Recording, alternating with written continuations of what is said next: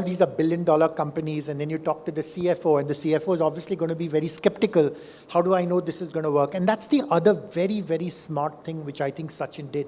Because remember, you're a small Indian company in India, and you're talking about, I will provide services to your US physicians. Now, why would any CFO ever accept that? So what Sachin did was he set up an advisory board. This advisory board consisted of the US physicians, the leading physicians of group practices. So I think the smart thing you did was define the niche, that we don't want to go after individual physicians. It doesn't make any sense. It's all going to be group practices. And then we talk to the CFOs of group practices who understand the value. Then we get the physicians to see the value we've created so they can then convince the physician. So therefore what he did was he set up an advisory board which would have meetings twice a year. They would come down to India so they could actually see what was being done, which was quite mind-blowing, trust me, because you worry about HIPAA, you worry about confidentiality, 50 different things. And a lot of them would say, you guys are doing a far better job than our own back office in the US itself. And these advisory board members, I think, became your evangelists. I think that was an inspired move, would you? But the one thing I really admire you for innovating is that typically the cost that time used to be per full-time employee. So you would put people on the bench, treat them like widgets, you got the work, you made them work, and then it was purely labor arbitrage on which you made money. Sachin's business model was great. His business model was, I want a share of your revenue. Now stop and think about this. I will make money servicing you only when you will make money. So it's in my benefit to make sure that you make money. But even better, you're so deeply embedded in the system, because obviously without revenue, the business itself can't work. And then once you've proven that you've been able to do it, I think that was just extremely clever and completely transformational. Where did you even get that idea? You know, Dr. Saab, I think that was in the very founding thesis. I think we were very clear that we were not trying to build a labor arbitrage business.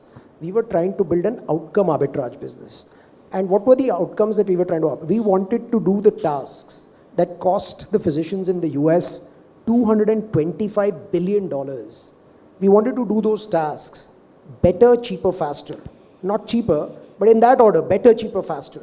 And so our business model meant that we would align our outcomes with our customers' outcomes. And that's why, simply put, it was all an outcome arbitrage and a scale arbitrage business. The labor arbitrage was incidental to the model that we created to deliver the outcome and the scale arbitrage. Why was that? Because we said, see, our first instinct, I was an engineer by training. I said, you're spending $225 billion on these tasks. Why don't we write technology to eliminate these tasks?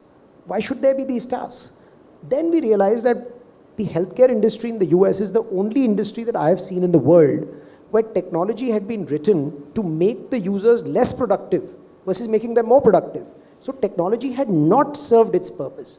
So then we realized that oftentimes technology at its maximum advancement takes the task to a certain point, and then humans are still needed to complete the task. Especially in healthcare where the task needed to be done safely, the human in the loop is critical. So we said we would do these tasks through the right combination of proprietary technology that we would write and combine them with human. For the humans we needed scale. There is no scale in humans in the US. They're in massive labor shortage. So we said the only way to bring scale is through globalization. Now the fact that that scale came at a lower cost was actually incidental. But the idea was combine pragmatic technology with global human capital to eliminate these tasks. And in the process, because we were eliminating tasks, we were freeing up bandwidth for these doctors. That bandwidth was getting converted into revenue. So why should we not participate in the revenue? Because we are enabling that revenue. So it was actually fairly intuitive in hindsight, because the founding philosophy was not labor arbitrage. So he makes it sound very simple, but obviously when you go to a large company and all